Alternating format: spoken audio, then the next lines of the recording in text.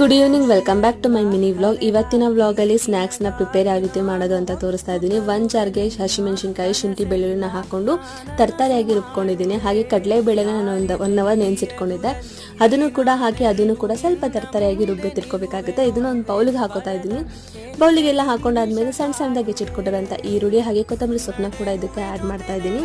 ಸ್ವಲ್ಪ ರುಚಿಗೆ ತಕ್ಕಷ್ಟು ಉಪ್ಪು, ಸೋಡಾನ ಹಾಕೋದು ಇದು ಕ್ರಿಸ್ಪಿಯಾಗಿ ಆಗುತ್ತೆ. ಹಾಗೆ ಇದನ್ನ ವಡೆ ಥರ ಮಾಡ್ಕೋಬೇಕು. ಒಂದು ಕಡೆಗೆ ಎಣ್ಣೆ ಹಾಕಿ ಅದು ಎಣ್ಣೆ ಎಲ್ಲ ಕಾದಿದ್ದೆಲ್ಲ ಆದಮೇಲೆ ವಡೆನ ನಾವೇನು ಮಾಡಬೇಕು, ಎಣ್ಣೆಗೆ ಒಂದೊಂದಾಗೆ ಬಿಡಬೇಕಾಗುತ್ತೆ.